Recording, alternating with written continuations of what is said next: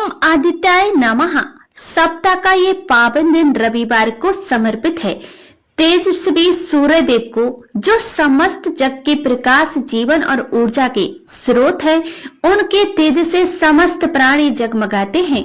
वनस्पति, वनपति और मनुष्य का जीवन संचालित होता है। इस दिन जब हम उनकी कथा श्रवण करने बैठते हैं तो ये केवल एक परंपरा नहीं बल्कि आत्मिक शुद्धि और चेतना के विस्तार का अवसर होता है।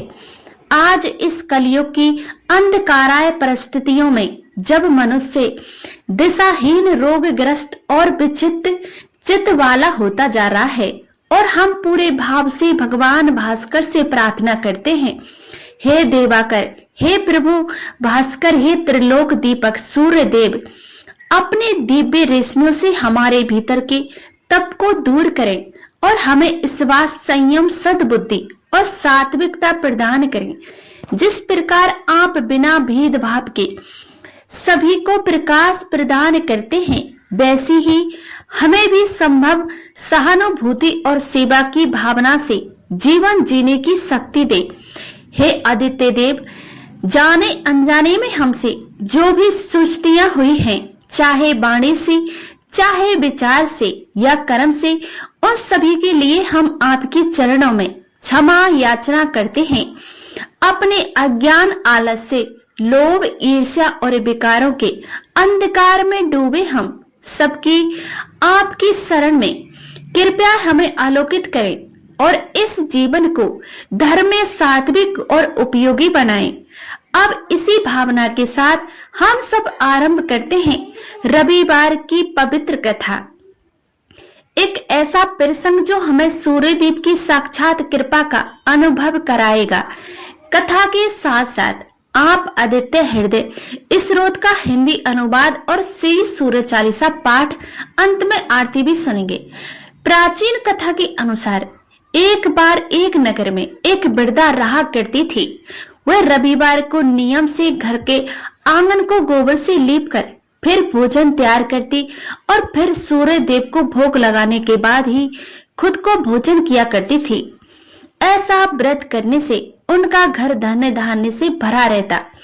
हरि की कृपा से घर में किसी प्रकार का कोई भी दुख नहीं होता। घर में सब कुछ आनंद मंगल था। इसी तरह कुछ दिन बीत जाने पर वह पड़ोसन जिसकी गाय का गोबर वह वृद्धा लाया करती थी, वह विचार करने लगी कि ये बूढ़ी माई हमेशा मेरी गाय का गोबर ले जाती है।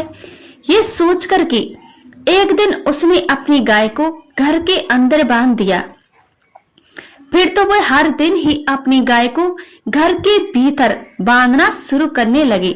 इधर गोबर ना मिलने पर बूढ़ी माई रविवार के दिन अपने घर को लीप नहीं पाई, इसलिए ना उन्होंने भोजन बनाया और ना ही भगवान को भोग लगाया और ना ही खुद भोजन किया। इस तरह उन्होंने निहार कर व्रत किया। सुबह से ही शाम से रात हो गई और वह बूढ़ी माई भूखी सी सो गई। फिर रात में भगवान उन्हें ईश्वर में दर्शन दिए और भोजन ना बनाने और भोग ना लगाने का कारण पूछा। तब बूढ़ी माई ने सूर्य भगवान को बताया कि गोबर न मिलने के कारण आज वह भोजन नहीं बना सकी। तब भगवान भास्कर ने कहा कि माता, हम तुमको ऐसी गाय देंगे जिससे सभी इच्छाएं पूर्ण हो जाएंगी, क्योंकि तुम हमेशा रविवार को गोबर से लीप कर ही भोजन बनाती हो और भोग लगाकर ही खुद भोजन करती हो। इसीलिए मैं आपसे प्रसन्न होकर आपको वरदान देता हूँ। तब सपने में भगवान का ये वरदान पाकर जब बूढ़ी माई की आंखें खुली तो देखा कि आंगन में तो एक बहुत सुंदर गाय और बछड़ा बंधे हुए हैं।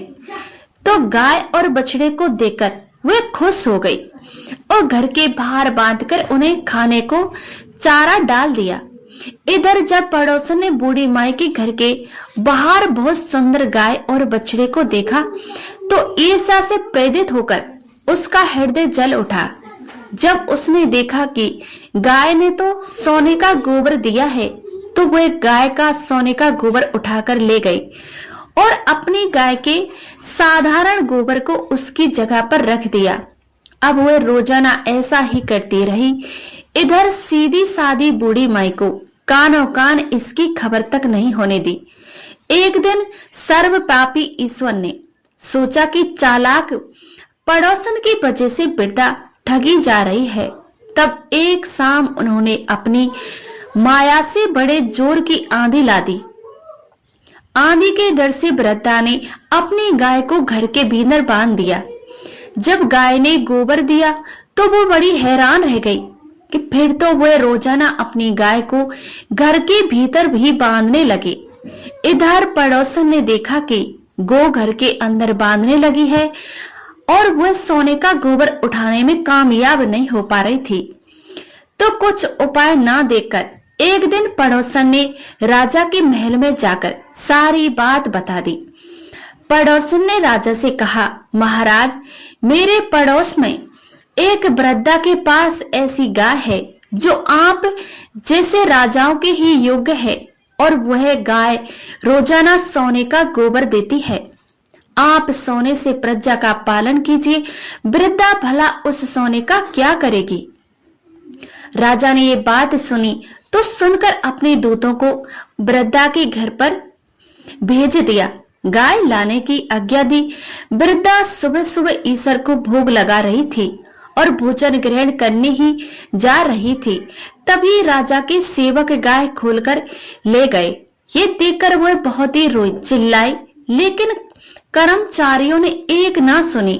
उस दिन फिर वृद्धा गाय के वियोग में भोजन ना कर पाई और रात भर रो रो कर भगवान से गाय और पुण्य पाने की प्रार्थना करती रही। वहीं दूसरी ओर राजा और गाय को देखकर बहुत ही प्रसन्न हुआ और सुबह जैसे ही वह उठा तो सारा महल गोबर से भरा दिखाई दिया। राजा का ये देखकर घबरा गया। भगवान ने रात में राजा को ईश्वर में कहा, हे राजा, गाय वृद्धा को लौटा देना, नहीं तो तुम्हारी भलाई है इसी में है। रविवार के व्रत से प्रसन्न होकर मैंने उस वृद्धा को ये गाय दी है। सुबह होते ही राजा ने वृद्धा को बुलाया, बहुत सारा धन देकर सम्मानित किया। सम्मानित सहित गाय और बछड़ा उसे वापस कर दिया। इसके साथ ही पड़ोसन को बुलाकर उच्च दंड भी दिया। ऐसा करने से राजा के महल की गंदगी दूर हो गई और उस दिन राजा ने नगर वासियों को आदेश दिया कि अपनी समस्त कामनाओं की पूर्ति के लिए वे सभी रविवार का व्रत रखा करें। और जब प्रजा ने रविवार व्रत का पालन करके कथा का श्रवण किया तो उन सभी के घर में सुख समृद्धि धन के भंडार भर गए। ऐसे ही है रविवार व्रत की महिमा। बोलिए सूर्य नारायण भगवान की जय। श्री आदित्य